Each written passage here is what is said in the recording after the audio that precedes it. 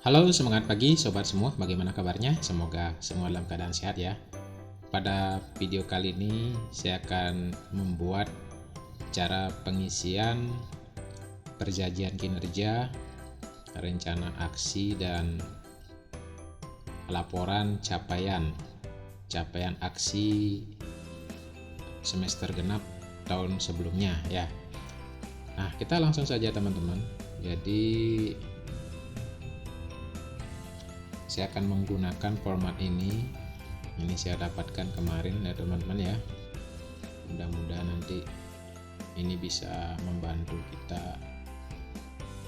Mungkin saya taruhnya di recent ya, ini ya teman-teman ya. Nanti file Excel ini saya akan cantumkan linknya di kolom deskripsi video ini. Nanti teman-teman silahkan buka kolom deskripsi video ini untuk mengunduh filenya ini sehingga kita akan lebih cepat bekerja. Saya buka langsung ya teman-teman ya. Ini kita tidak akan update, jadi kita silang aja. Baik teman-teman ya. Yang pertama kita harus lakukan adalah pengisian identitas kita masing-masing teman-teman ya. Jadi mulai dari nama pegawai yang dinilai, NIP, pangkat, jabatan, unit kerja juga disesuaikan teman-teman ya. Kalau sekolah negeri berarti unit kerjanya di sekolah masing-masing. Kalau guru DPK berarti unit kerjanya di Dinas Pendidikan Provinsi Bali. Seperti itu ya, ini disesuaikan. Ini hanya contoh teman-teman ya, jangan langsung ini digunakan nanti biar tidak salah. Kemudian pejabat penilai, kalau gurunya bukan guru DPK, jadi guru di sekolah negeri langsung kepala sekolahnya masing-masing, silahkan dilengkapi identitasnya. Tetapi kalau guru DPK nanti unit kerjanya, penilaiannya, pejabat penilainya disesuaikan ya. Silahkan disesuaikan dengan informasi di tempat tugas masing-masing siapa yang menjadi pejabat penilai. Jadi ini bisa diganti teman-teman ya, bisa disesuaikan. Ini juga bisa langsung saja nanti dirubah ya teman-teman ya. Ya, identitas sudah. Kemudian di pernyataan penilaian kinerja, pernyataan perjanjian kinerja maksudnya ya, maaf. Nah, di sini ini dia sudah mengikuti dengan yang di depannya ya, di identitas. Tinggal teman-teman mengganti nama sekolahnya di sini. Ya, kalau yang DPK mungkin bukan SMA Yodiapura tapi di Dinas Pendidikan Pemuda dan Olahraga. Jadi disesuaikan ya perjanjian kinerjanya nanti agar tidak salah. Silakan dicari informasi siapa yang berhak menandatangani sebagai pihak pertamanya ya. Itu kemudian ini nanti sudah mengikuti form yang di depan, jadi kita tidak rubah lagi, otomatis. Yang kita rubah adalah tanggal di sini ya. Tempatnya saya masukkan Buleleng 3 Januari 2022, tergantung kabupatennya masing-masing ya teman-teman ya. Nah, ini untuk pernyataan perjanjian kinerjanya. Kemudian di halaman berikutnya ada PK, perjanjian kinerja. Nah, ini untuk tahun 2022, jadi kita guru-guru akan menyusun perjanjian kinerja apa saja yang akan kita kerjakan di tahun ini mulai dari Januari sampai Desember. Tentunya tetap mengacu dengan SK pembagian tugas masing-masing. Ya, SK pembagian tugas masing-masing selain tugas utama kita sebagai guru. Jadi di sini sasaran utamanya meningkatkan kualitas pembelajaran. Ya. Nah, ini targetnya 10 dokumen. Jadi kalau di sini di kegiatan intinya adalah pembelajaran, bagian kurikulum yang menangani ya. Nah, 10 dokumen ini perlu nanti disesuaikan dengan SOP di sekolahnya. Mungkin kalau yang dijadikan dokumen adalah RPP, berapa RPP kita bisa menghasilkan dalam 1 tahun ini ya. Jadi tergantung dari mata pelajaran dan jenjangnya. Seperti saya ekonomi setahun itu KD-nya ada 9. Berarti kalau RPP yang dijadikan pedoman sebagai dokumen berarti saya bisa menghasilkan 9 dokumen ya. kalau RPP-nya dibuat per KD. Tapi kalau RPP-nya dibuat per temuan kan beda lagi. Nah, ada juga yang memasukkan misalnya rancangan penilaian, kemudian analisis hasil tes. Itu silakan saja, tergantung SOP-nya di sekolah masing-masing. Nanti kan bagian kurikulum nanti yang menangani ini. Bagian kurikulum nanti yang akan memilah yang dimaksudkan 10 dokumen dari target capaian guru itu apa saja. Apakah RPP-nya dipilah per KD, dijadikan dilepas-lepas, ataukah mungkin RPP-nya hanya jadi satu dokumen semua KD, ya dokumen RPP, dokumen rancangan penilaian, dokumen analisis tes, dokumen nilai, ya seperti itu, dokumen daftar absen, kan bisa saja, nanti tergantung di sekolah masing-masing di SOP-nya. Kemudian yang kedua, untuk pengembangan keprofesian berkelanjutan. Jadi kira-kira di kegiatan ini untuk setahun apa yang bisa kita buat. Di sini dicantumkan 4 dokumen. Nanti disesuaikan ya teman-teman ya. Jadi kalau memang kita tidak mungkin melaksanakan di tahun ini kegiatan-kegiatan seperti ini, ya sebaiknya jangan ditargetkan, karena nanti pada saat penilaian kinerja terakhir, kalau antara target dan realisasi tidak sesuai, nanti nilainya kecil. Jadi ini disesuaikan. Begitu juga yang di atasnya, kalau kita hanya mampu menyiapkan 8 dokumen, ya kita masukkan targetnya di sini 8. Ini diketik aja ya teman-teman ya. Jadi targetnya ini nanti disesuaikan sama dengan yang kedua. Kemudian di bawahnya ada uraian kegiatan per indikator, jumlah dokumen pendukung, peningkatan kualitas pembelajaran. Ini ada kegiatan pertama, perencanaan pelaksanaan pembelajaran, evaluasi. Di sini kegiatannya termasuk kegiatan penyusunan, ini dijadikan dokumen pertama kayak gitu ya. Penyusunan dokumen perencanaan dan pelaksanaan pembelajaran dijadikan juga sebagai satu dokumen di kegiatan penyusunan. Nah, ini kegiatan-kegiatan ini sumber dananya dari mana nanti ditentukan, apakah APBD, APBN atau dana lain. Jadi ini uraian-uraian kegiatannya. Kemudian kegiatan yang kedua, penyusunan dan pelaksanaan program ekstrakurikuler, penyusunan program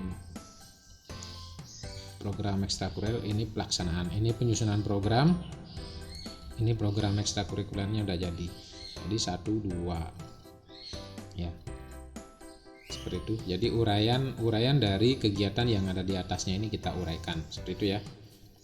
Yang kemudian dokumen untuk pengembangan keprofesian yang berkelanjutan, yang kedua ini ya. Nah, di sini ada kegiatan, di sini dimasukkan 4 dokumen. Kita lihat pemilahannya ya teman-teman ya. Jadi ada kegiatan yang pertama, ini satu dokumen. Jadi 4 dokumen. Jadi per kegiatan di sini di sub-subnya ini akan menghasilkan 4 dokumen. Yang pertama, pelaksanaan pengembangan keprofesian berkelanjutan. Ini masih bisa diperbesar selnya, barisnya ya, seperti ini ya. Oke, jadi kalau nggak kelihatan, nah ini pelaksanaan pengembangan keprofesian berkelanjutan dalam diklat fungsional forum ilmiah, kegiatan kolektif guru, MGMP dan publikasi ilmiah. Jadi kegiatan MGMP bisa masuk di sini. Ini menjadi satu dokumen. Kemudian yang ini saya besarkan juga. Nah, penyusunan laporan hasil penelitian bidang pendidikan ya. Siapa tahu membuat PTK, ini bisa dimasukkan jadi satu dokumen. Kemudian pengembangan diri dalam diklat fungsional, ada diklat-diklat yang direncanakan. Kalau memang tidak ada, teman-teman jangan merencanakan ya. Kalau tidak ada berarti dokumennya berkurang. Kemudian pengembangan diri dalam forum ilmiah guru apa misalnya ya, di sini masih belum disebutkan secara terperinci untuk pengembangan diri dalam forum ilmiah guru. Kalau memang rasanya tidak mungkin kita bisa realisasikan di tahun ini, lebih baik jangan dimasukkan. Itu aja. Pengembangan diri dalam kegiatan MGMP. Ini rasanya masih tumpang tindih dengan di atasnya ya. Di atasnya sudah ada kegiatan kolektif guru berupa MGMP dan publikasi ilmiah. Di sini pengembangan diri. Jadi teman-teman silakan disesuaikan. Yang ini mungkin keanggotaannya dalam MGMP, kemudian yang ini kegiatannya ya, seperti itu ya. Ini kegiatan di MGMP, ada kegiatan apa nanti di MGMP, kemudian kalau ini keanggotaannya, pengembangan dalam kegiatan MGMP. Nah, ini ada 4, jadi uraiannya di sini juga ada 4. Di atasnya ini ada 4 dokumen. Ya, ada 4 dokumen, uraiannya di sini juga ada 4. Nah, kemudian kalau kita lihat yang di kegiatan 1, teman-teman, di sini ada 10 dokumen. Nah, kita lihat sub-sub kegiatannya ada berapa? 1, 2, 3, 4, 5, 6. Nah, di sini baru ada 6. Ya. 6 di kegiatan A, ini ada lanjutannya di kegiatan kedua. 7, 8, ya 9, 10. Jadi ada 10 kegiatan sesuai dengan target dokumen yang dihasilkan. Jadi diuraikan di indikator ini, kita menargetkan 10 dokumen, kita uraikan apa saja sih kegiatannya. Ya, di sini ada dari program satuan pendidikan, ada kegiatan yang pertama yang ini, nanti perencanaan pelaksanaan pembelajaran, evaluasi dan penilaian hasil belajar, analisis. Ini dalam satu kegiatan ya, satu sub kegiatan penyusunan tentu akan ada hasil. Inilah yang menjadi dokumen pertamanya. Kemudian penyusunan dokumen perencanaan pelaksanaan pembelajaran. Ya, ini juga satu dokumen. Cuma teman-teman ya perlu diingat, yang perencanaan pelaksanaan pembelajaran, evaluasi hasil pembelajaran, analisis pembelajaran, pelaksanaan tindak lanjut hasil pembelajaran, ini yang mana maksudnya? Apakah ini adalah laporan kinerja guru ya, laporan kinerja guru yang dibuat tiap tahun kepada kurikulum. Kemudian yang ini kan jelas dokumen RPP ya, penyusunan dokumen perencanaan dan pelaksanaan pembelajaran RPP. Jadi satu dokumen dia. Jadi tidak dipisah RPP-nya berapa dokumen. Jadi satu di sini. Evaluasi dan hasil pembelajaran semester genap. Nah, ini evaluasi hasil pembelajaran semester genap.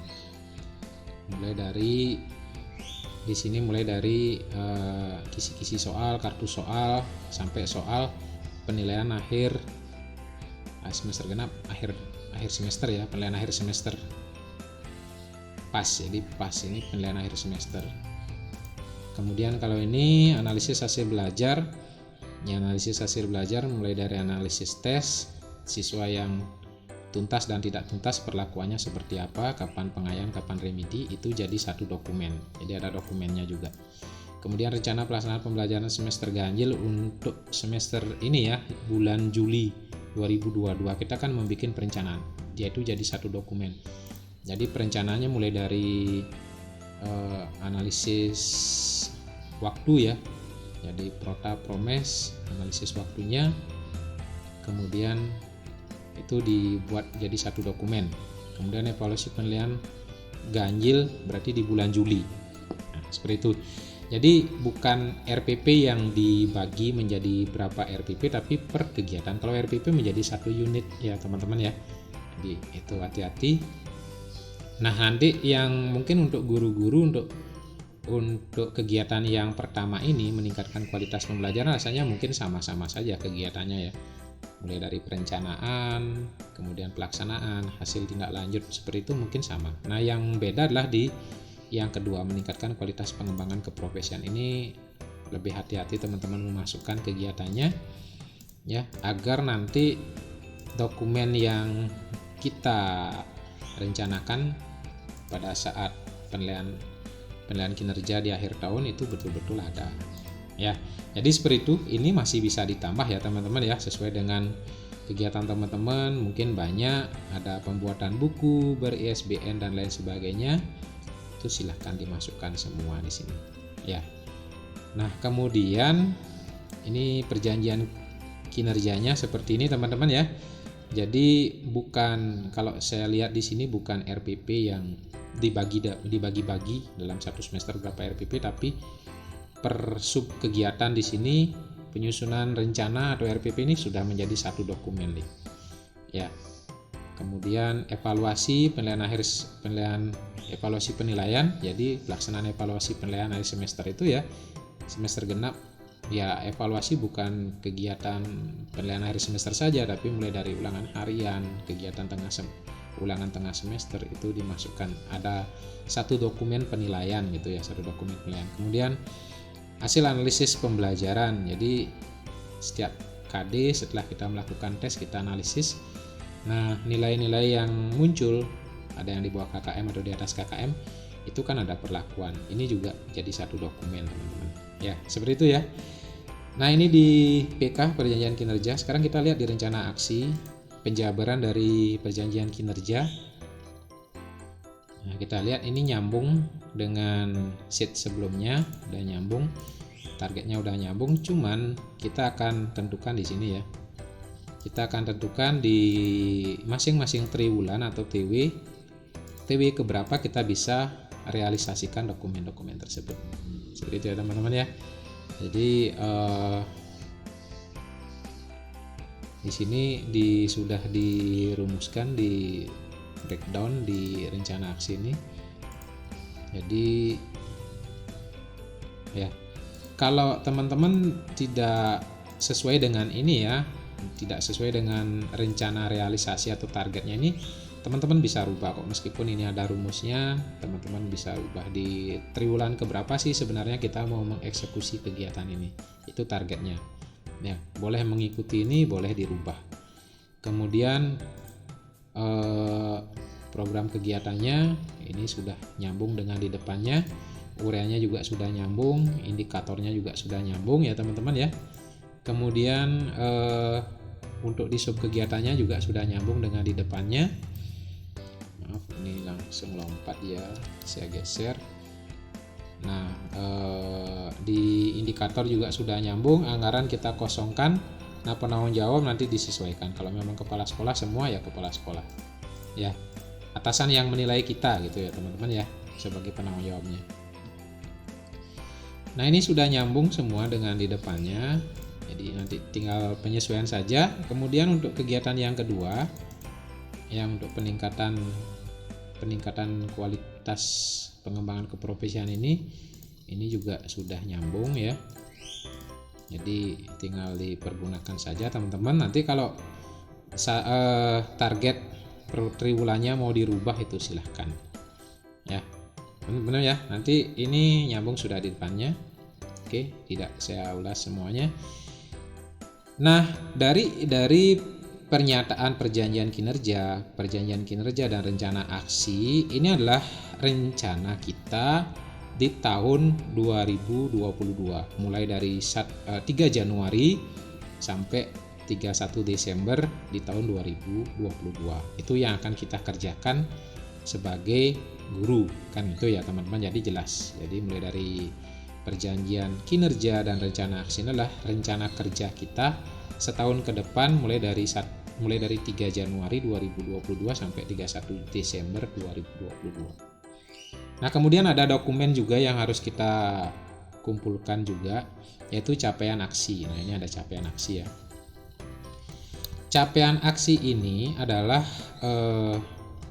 laporan kita